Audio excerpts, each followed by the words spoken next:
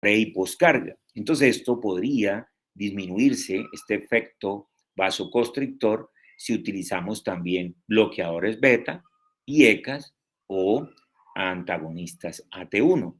Pero también se podría disminuir la liberación de aldosterona en la corteza de la glándula suprarrenal porque es vía receptor AT1 también. Entonces el bloqueo AT1 disminuye la liberación de aldosterona o la disminución de angiotensina 2 también disminuye la producción de aldosterona o el bloqueo beta 1 también disminuye la actividad de angiotensina 2 y de aldosterona.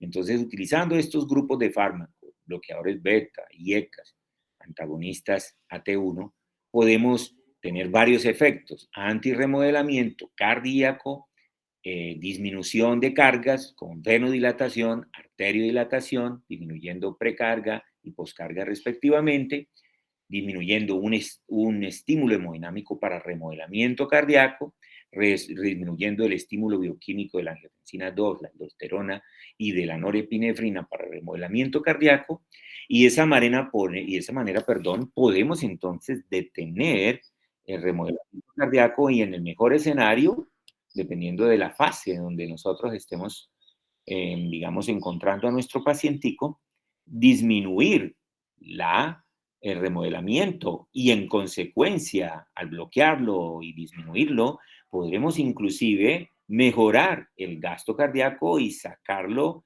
de una falla muy grave a una menos grave, ¿cierto? A una más leve, y poder mejorar calidad de vida y supervivencia de estos pacientes, ¿cierto? Entonces, fíjense que ahora también podemos utilizar de alguna manera antagonistas beta y alfa, mixtos, como el carvedilol, por ejemplo, para esto eh, disminuir todavía más con el bloqueo alfa la vasoconstricción venosa y arterial. Podemos también pensar que el bloqueo betagonista, disminuyendo la actividad beta 1 del corazón, también se disminuye el remodelamiento cardíaco. Muy bien. Entonces, ¿qué nos dice la literatura científica, la evidencia científica en los estudios clínicos? Que los bloqueadores beta, los IECA, los ARA2 o antagonistas AT1, que es lo mismo, los antagonistas de la espironolactona, todos ellos disminuyen mortalidad. También algunas combinaciones de vasodilatadores, como por ejemplo combinaciones de hidralazina con nitritos, pueden también mejorar mucho la carga, aliviar las presiones de llenado, mejorar inclusive de alguna forma, tener efectos sobre remodelamiento cardíaco por disminución en las cargas. Y también se ha visto en los estudios clínicos que disminuyen la morbimortalidad. No así los diuréticos puros no disminuyen mortalidad. No ha habido digamos, estudio clínico que contundentemente muestre esto, pero sí es cierto que los diuréticos, sobre todo los diuréticos de ASA, disminuyen bastante los signos y síntomas congestivos, ¿ok? De estos pacientes. Muy bien, ¿hasta aquí bien? ¿Alguna pregunta? ¿No? Seguimos. Bueno. ¿Qué tenemos aquí? Fíjense que aquí dice mecanismos fisiopatológicos de la insuficiencia cardíaca sistólica, es decir, aquella falla cardíaca con fracción de eyección reducida. Es decir, hay un problema de sístole, ¿cierto? Y las intervenciones, un poco lo mismo, ¿no es cierto? Entonces, ¿qué es lo que tenemos? Se disminuye el gasto, se disminuye la presión y la perfusión de los órganos, ¿cierto? Lo que conlleva, pues, a una, digamos, activación del sistema nervioso simpático, del sistema renina-angiotensina-aldosterona, un incremento de la actividad de la vasopresina, lo cual me puede llevar a una hipertrofia, ¿cierto? Importante. También podemos tener muertes celulares, fibrosis y arritmias, todo por la activación de estos sistemas, lo cual viene a reducir todavía más el gasto cardíaco porque me viene a afectar más el corazón. Además, estos sistemas me incrementan, ¿cierto?, el tono vascular, venoso y arterial, incrementando poscarga y precarga, y también estos sistemas me incrementan la retención hidrosalina, disminuyen la diuresis y entonces esto hace que esto redunde en, digamos, efectos más deleterios sobre el corazón, incrementando las presiones de llenado, congestionando más el corazón, haciéndolo más insuficiente todavía, ¿cierto? Bien, eso es lo que les expliqué.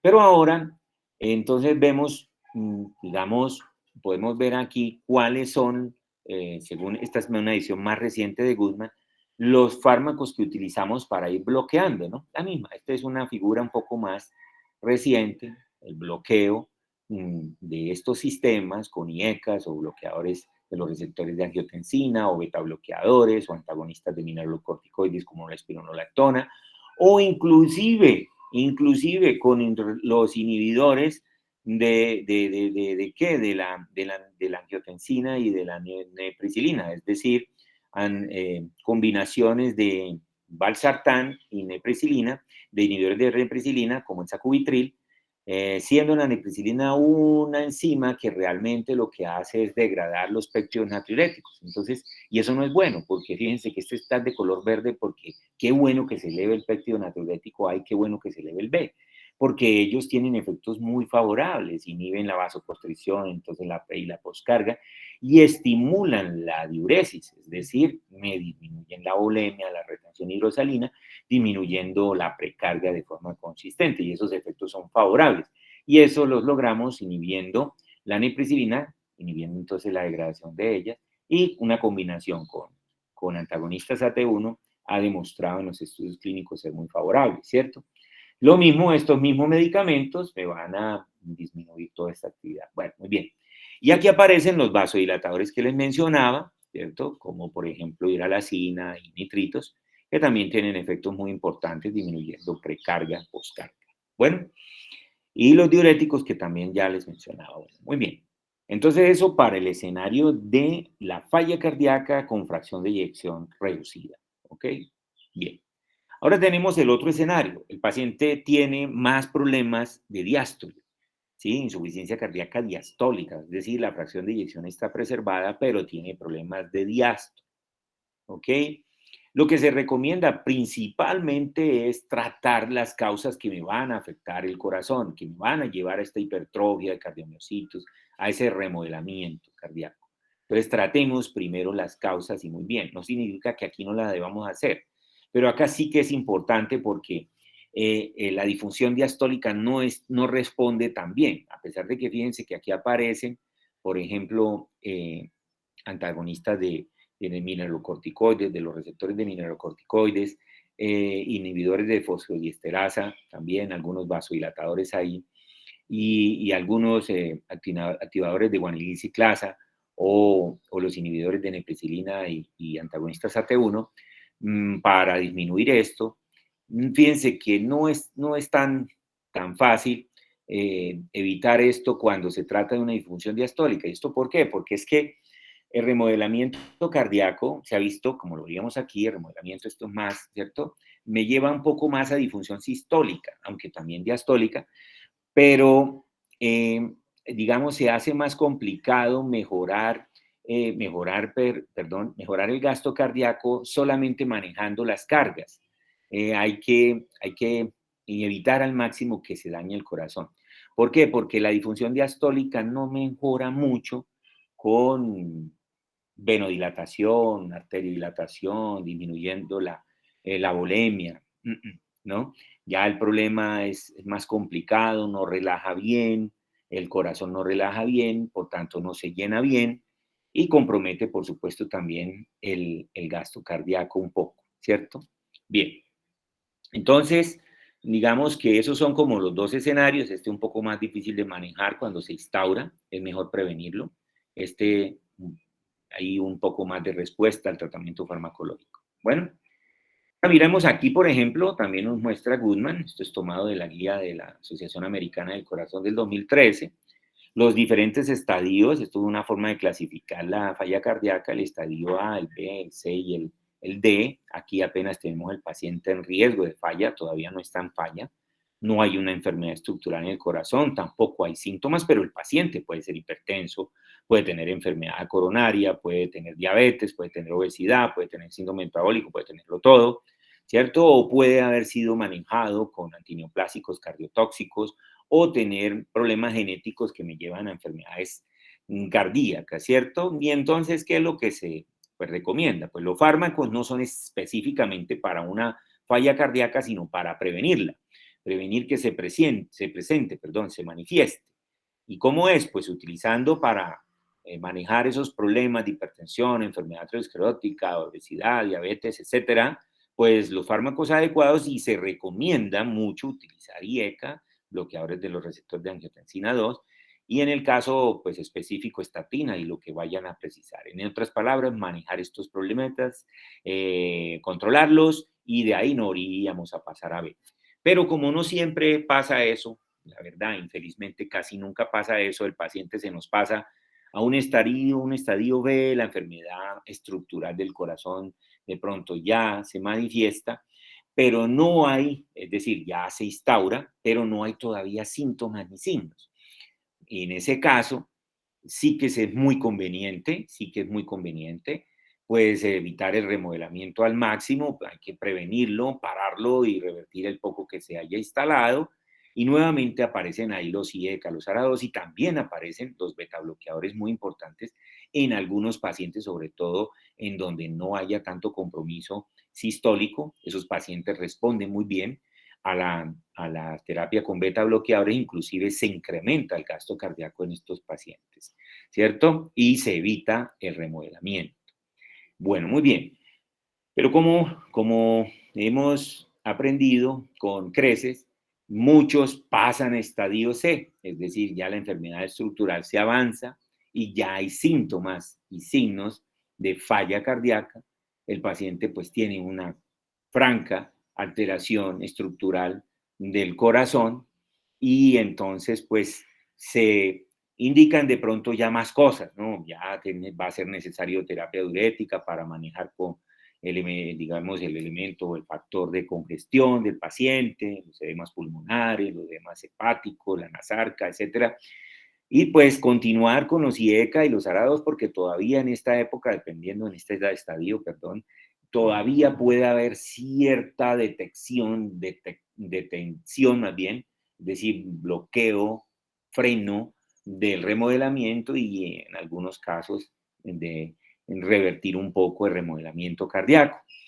Aquí la terapia vasodilatadora se puede reforzar, es decir, ya con vasodilatadores puros en algunos casos, por ejemplo, en algunos pacienticos, para pacientes que, por ejemplo, no responden bien a IECAS, no responden bien a ARA2, la combinación de hidralacina y de nitritos puede ser esto muy favorable, como ya les había mencionado, ¿cierto? Adicional a todos los... Y también la instalación de los antagonistas de la aldosterona como la espironolactona han demostrado tener efectos importantes en estos pacientes.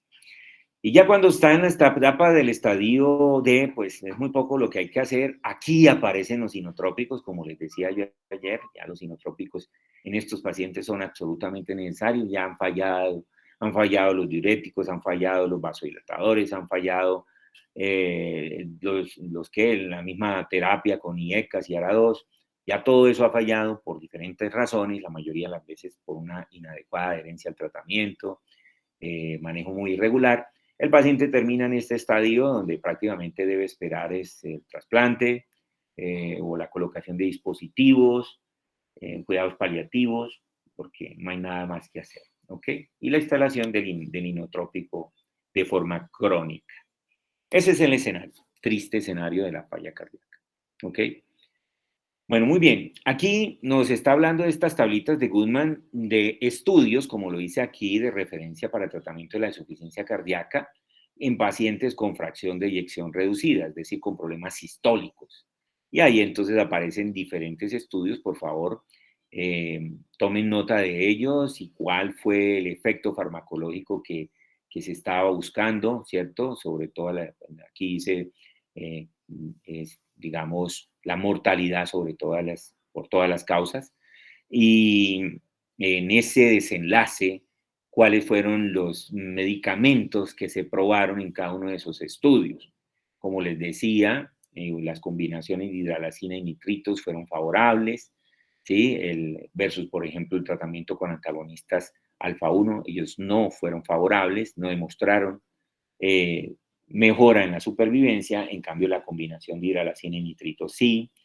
La utilización del enalapril también demostró disminución en la morbimortalidad, en este caso mortalidad, en estos estudios. Entonces, por favor, estudien un poco estos, digamos, ensayos clínicos que se hicieron para probar el efecto sobre la mortalidad en falla cardíaca. ¿Ok? Aquí algunos medicamentos de los grupos de IECAS, de los grupos de los ARA2 en el escenario, donde es importante que ustedes reparen en esta columna sobre todo los efectos secundarios, las interacciones y las contraindicaciones que se pueden presentar de cara al uso de estos medicamentos, de estos grupos. Por favor, estudien eso.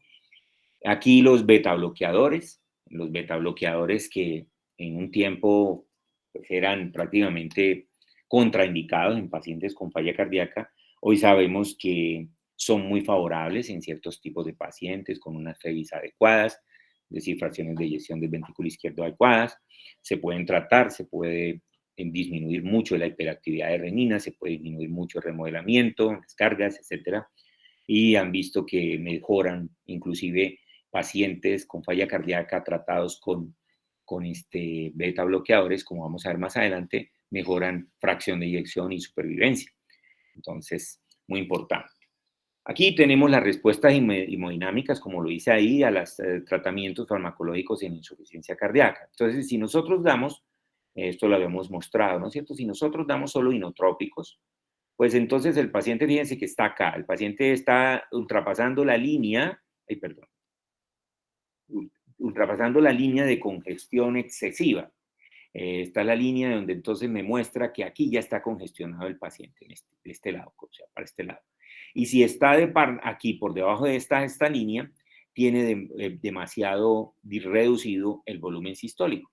Entonces, el pacientico que esté acá, pues entonces tiene eso, reducido el volumen sistólico y demasiado elevada la presión de llenado ventricular, que me habla de una congestión muy grande. Entonces, si usamos inotrópicos, solamente inotrópicos, pues no sería adecuado porque apenas estaríamos mejorando, sacando de los problemas de bajo gasto, pero nada más, sin disminuir los problemas congestivos, ¿cierto? Es decir, le mejoramos las lipotimias, el mareo, la hipotensión, pero no los signos congestivos. Si utilizamos vasodilatadores y solo vasodilatadores, esto ya, fíjense en donde me ponen el paciente, es decir, el pacientico ya mejora los síntomas de bajo gasto y se disminuyen las presiones de llenado, es decir, comienza a disminuir la congestión en el paciente. Ahora, si hacemos combinaciones, vasodilatadores, inotrópicos y diuréticos, podemos tenerlos en todos estos escenarios, ¿cierto? Obviamente, si utilizamos diuréticos más vasodilatadores, vamos a disminuir bastante los problemas congestivos.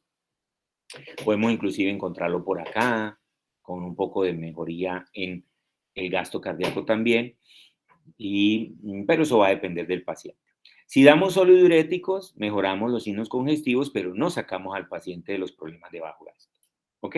Entonces, como ustedes pueden ver, los tratamientos, el tratamiento más balanceado, individual, la monoterapia, mejor es la vasodilatadora, porque la inotrópica solo mejora bajo gasto.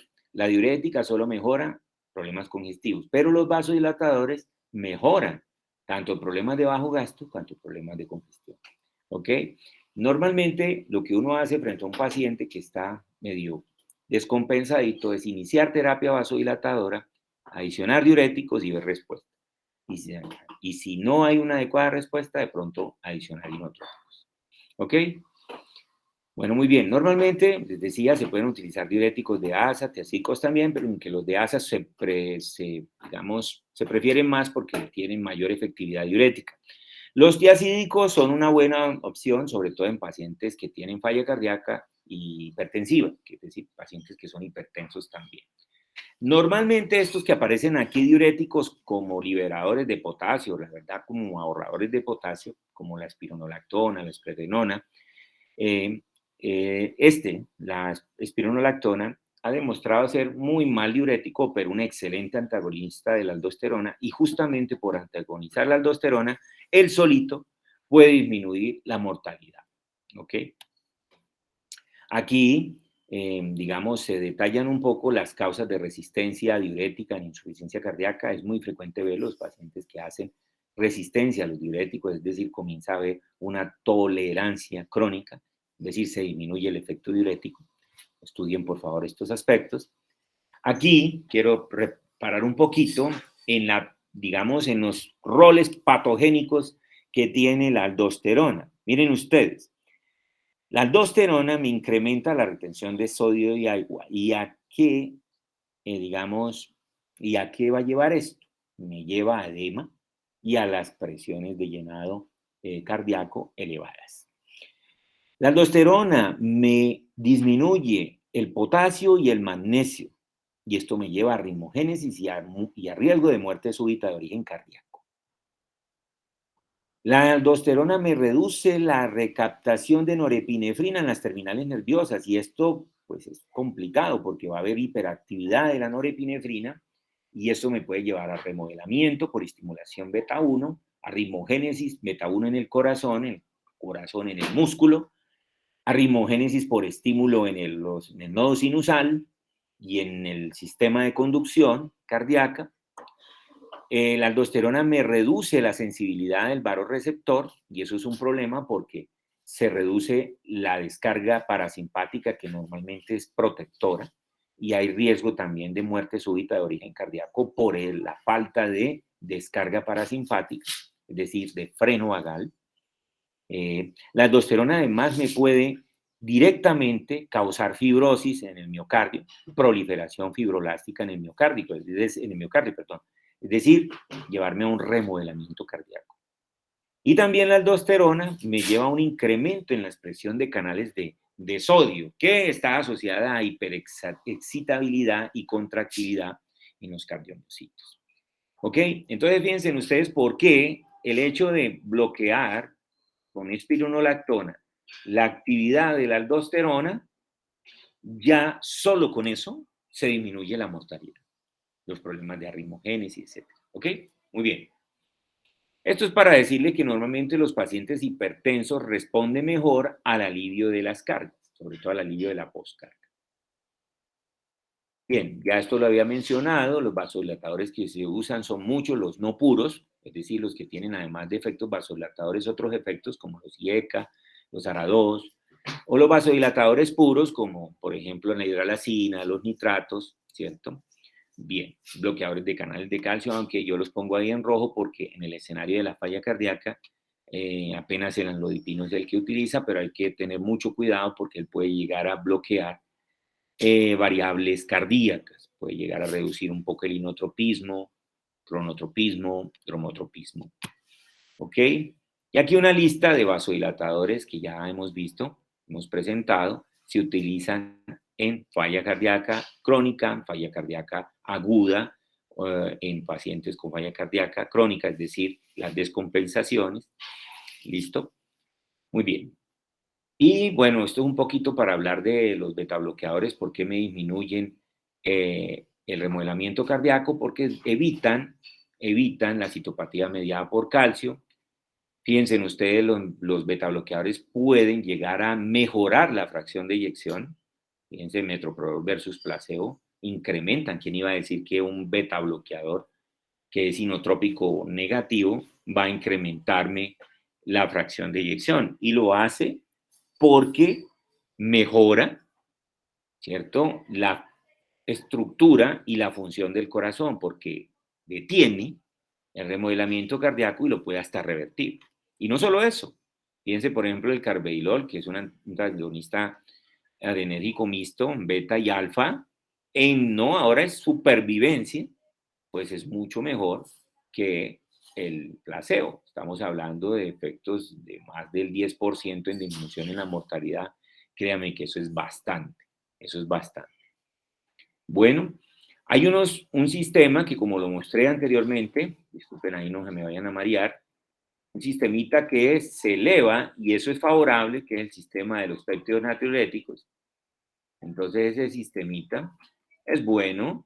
Entonces dar agonistas, por ejemplo, de péptidos natriuréticos, como el caso del nesiritide, ¿cierto? Que es digamos, una forma recombinante del péptido natriurético B, y fue aprobado ya hace tiempo, pues sobre todo para manejar los pacientes con problemas congestivos, con disnea de origen cardíaco, ¿no es cierto? Digamos que ha presentado una gran utilidad, se ha mostrado una gran utilidad en los pacientes con falla cardíaca congestiva en grado 3, ¿cierto?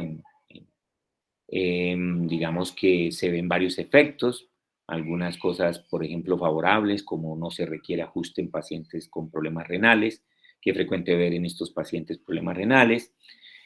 También reducen las presiones de llenado, lo cual también es favorable, porque facilita un poco el desempeño cardíaco.